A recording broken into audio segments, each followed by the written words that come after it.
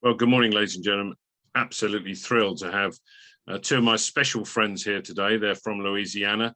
They've come over to have a look at our fabulous country and enjoy our fabulous weather. It goes from 20 degrees centigrade to 2 degrees centigrade in about 3 days. It's just fantastic. So good morning to Jennifer Berthelot and to Doug Bourgeois from the Louisiana Tourism. Fantastic to have you here. Good morning. Good morning, and we're happy to be here. It truly has been a roller coaster of weather, and we didn't pack appropriately, unfortunately. No, not at all. The problem is that when you travel around the world, and particularly if you travel to the UK in spring, you have to, if you pack correctly, then you'll have about 5 suitcases. That's the problem. We were close. Yeah. Good. Well, let's talk about Louisiana. Doug, let's start with you. You're obviously from Louisiana yourself, with a name like that. Doug Bourgeois. I'd love to have a name like that. I mean, Graham Mackenzie sounds very boring compared with Doug Bourgeois. What would you say is the essence of tourism in your state? You know, why would people want to come and visit you? Well, I like to say if the United States were a family, Louisiana would be that sort of odd, quirky family member that has a little something extra. And it goes with even our brand, Louisiana Feeds Your Soul. It's a place that's just a little different. I mean, we pride ourselves on our incredible food. We are the home to so many different cultures that have come to America and just merged into what we call this great big gumbo of experiences, whether it's food, it's music, it's our cultures, it's our outdoors. We're a place where everyone can come. We love visitors. We love to entertain, and people invite you into their own homes just to show you who they are and where they're from and what their very special part of Louisiana means. So I think, there are so many places to choose from, but if you want to just enjoy yourself, learn a little bit about history of the U.S., learn a little bit about how to make some of the best cuisine in the world, then Louisiana is the place to visit. Excellent. Jennifer, you're also from Louisiana with Berthelot. It's also quite a good second name to have. You're a director of communications for it. What are the sort of questions you get asked most from journalists about Louisiana? What's a sort of the typical question? Is it about food? Is it about sport? Is it about music? Or do the people get deeper into, particularly in this post-pandemic world? I would say I get a lot of inquiries about music. Everybody is very interested in our music because we are the birthplace of jazz, Cajun, Zydeco, and there's a lot of layers to peel back in that because they're scattered all over the state. And it's a lot of genres and a lot of Grammy winners, and there's always interest in that. And especially I think right now what I'm getting a lot of from journalists is how to have that authentic experience with the destination rather than just kind of hitting those tourist locations and the must-dos, but having a genuine time. Look, getting that message out into the smaller communities, getting it out across the state, apart from the big ones like New Orleans and Baton Rouge, the big places. Do you find communities are receptive towards visitors? And do you find that from your point of view, getting accommodation providers, getting restaurants to accept visitors and provide the standards of service that you would expect, is that a challenge, or is that something that is just normal? It's just part of Louisiana hospitality? No, we've worked very hard. I think all our communities have. In Louisiana, we have a number of areas such as our Atchafalaya Heritage Area or our Cane River Heritage Area that are we have parishes and counties in Louisiana. We're the only state that does that. And it's multi-parish initiatives to really discover those stories, the places, and how to attract the visitors to that area. And they work very well together, and they're very open to visitors. We have great hotels across the state, incredible little B&Bs where you can really, sit down with the owners and learn about the history of a place. Our communities have worked well with a number of different programs, such as our Louisiana Main Street program that have tried to preserve and protect just that kind of Americana experience on the small town main streets. So we have a number of programs in place, and we actually launched a recent campaign called Louisiana is a Trip. And it takes people on itineraries throughout the state where everyone is ready to welcome and host visitors from all around the world. Excellent. Now, Jennifer, do you find that, you speaking that journalists want an authentic experience, they want to find out about the real Louisiana, if you like.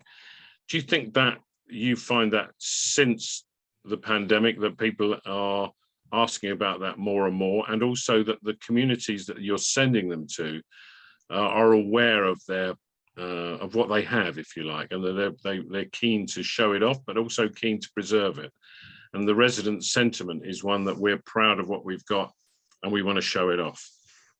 Yeah, absolutely. Before the pandemic, people were looking for that authentic experience, but especially now with people looking to not necessarily be in larger, more populous cities, it's definitely increased. But since it was something that people were looking for previously too, we've already been working with a lot of our small communities, and they do have that really strong sense of pride, and they do want to show it off. And so they've been working on making sure that they know how to share the stories that they have in their community, so that they can help provide that genuine experience, but also, have that moment of civic pride where they get to show people this is who we are, because all of our communities are very different places and they all have these interesting little quirks that make them them.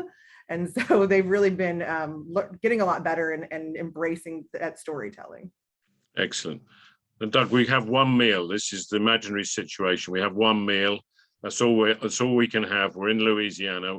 You and I, we're just having dinner. What's our meal? You choose. Well, let's see.